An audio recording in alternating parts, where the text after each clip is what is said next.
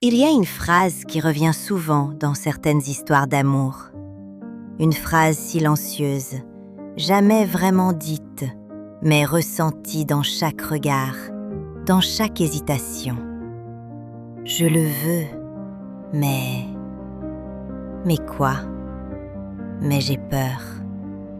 Mais je doute. Mais je me méfie. Mais je ne suis pas sûre.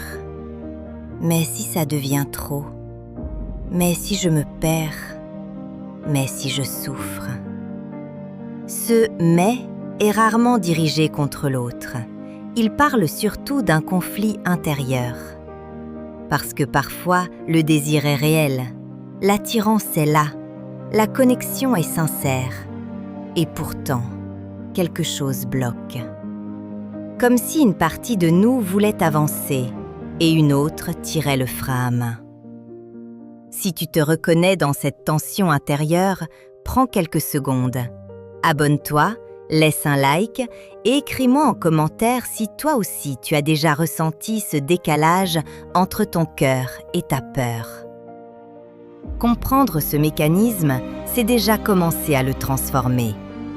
Quand quelqu'un dit « je le veux, mais », ce n'est pas de l'indécision superficielle.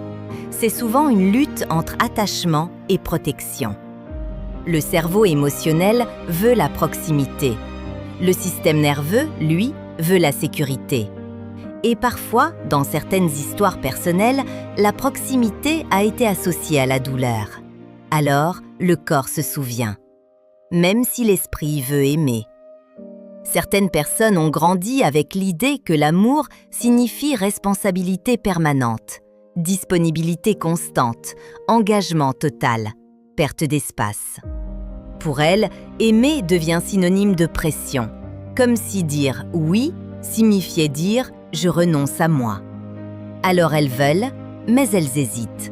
Elles s'attachent, puis se replient. Elles s'approchent, puis prennent de la distance. Ce n'est pas de la manipulation, c'est une tentative inconsciente d'équilibre, une manière de respirer. Il y a aussi la peur d'être vu ou vu vraiment. Aimer, c'est s'exposer, c'est laisser quelqu'un voir ses fragilités, ses blessures, ses insécurités. Et certaines personnes ont appris que montrer ses émotions était dangereux, que pleurer faisait fuir, que dépendre rendait faible, que dire « je t'aime » engage trop. Alors elles retiennent, elles dosent, elles calculent. Elles veulent l'amour, mais pas la vulnérabilité qui va avec. Il existe un autre facteur, plus subtil encore. Certaines personnes confondent intensité et danger. Quand l'émotion est forte, quand l'attirance est profonde, leur système nerveux s'emballe. Le cœur bat plus vite, les pensées s'accélèrent. Et au lieu d'interpréter cela comme de l'excitation, elles l'interprètent comme une menace.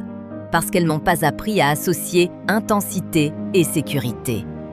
Alors elles reculent au moment précis où elles devraient avancer. C'est le paradoxe de l'attachement évitant. Je veux, mais je me protège. Je désire, mais je contrôle. Je ressens, mais je fuis. Et parfois, ce mécanisme attire l'inverse. Des personnes très disponibles, très investies, très présentes. Ce qui, au lieu de rassurer, accentue la pression. Plus l'autre veut, plus la peur grandit. Plus l'autre s'engage, plus le « mais » devient fort. Il y a aussi la peur de la responsabilité émotionnelle.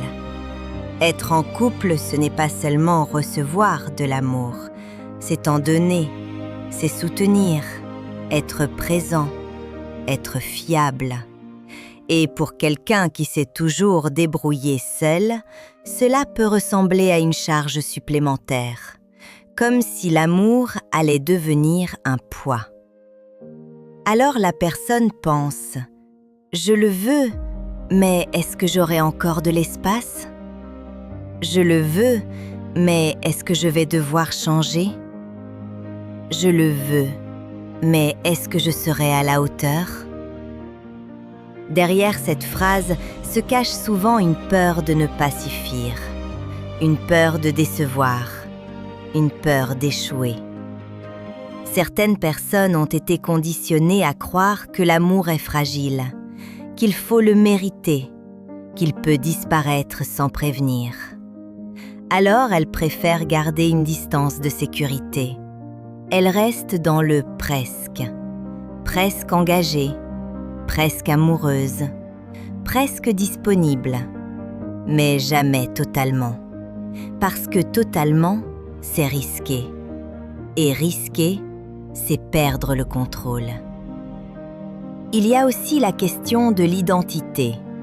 Quand on a construit toute sa vie autour de l'indépendance, autour de l'idée « je gère seul », l'amour peut venir ébranler cette structure. Partager, c'est dépendre un peu. Et dépendre un peu, pour certaines personnes, c'est insupportable. Alors elles rationalisent, elles trouvent des défauts, elles analysent trop, elles attendent le moment parfait. Mais en réalité, elles ont peur d'abandonner leur carapace. Ce qui est fascinant, c'est que ces personnes peuvent être extrêmement sensibles. Elles ressentent profondément, elles aiment intensément, mais elles n'ont pas appris à rester quand ça devient sérieux. Parce que rester demande de supporter l'incertitude. L'amour est incertain, il n'y a aucune garantie. Et pour un esprit qui cherche la sécurité, c'est insupportable. Alors le « mais » sert de tampon. Il crée un délai, il retarde l'engagement, il maintient une zone floue. Mais vivre dans le flou a un coût. On finit par attirer des relations incomplètes, des histoires à moitié vécues, des connexions interrompues. Et au fond, une frustration permanente. Parce que le désir est là, mais la peur est plus forte. Alors, comment dépasser ce « mais » ? D'abord, en reconnaissant qu'il ne s'agit pas d'un manque d'amour. Il s'agit d'un mécanisme de protection. Ensuite, en apprenant à tolérer l'inconfort. Aimer implique une perte de contrôle partielle. Cela implique d'accepter que l'autre puisse partir, que l'histoire puisse évoluer. Mais cela implique aussi la possibilité d'un lien profond. Il est essentiel de distinguer la peur réelle du danger imaginaire. L'autre n'est peut-être pas une menace, c'est ton passé qui parle.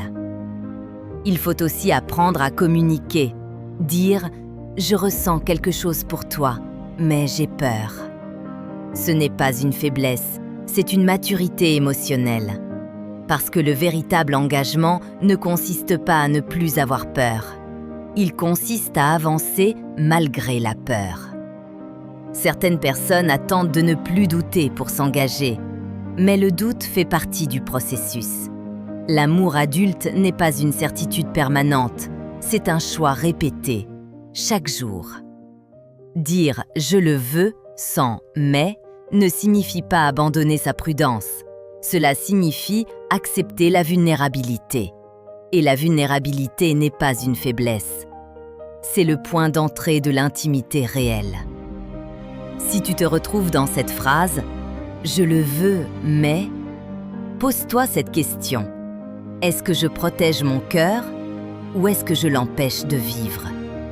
Parce qu'au final, le plus grand risque n'est pas d'aimer, c'est de passer à côté. Et parfois, le vrai courage, ce n'est pas de fuir, c'est de rester présent, de rester ouvert, de rester honnête, même quand la peur murmure. Le « mais » peut devenir un pont au lieu d'un mur, à condition de l'écouter, de le comprendre et de ne pas le laisser décider à ta place. L'amour ne demande pas la perfection, il demande la présence. Et peut-être que la prochaine fois que cette phrase surgira dans ton esprit, « je le veux, mais », tu pourras doucement la transformer en « je le veux et j'apprends ».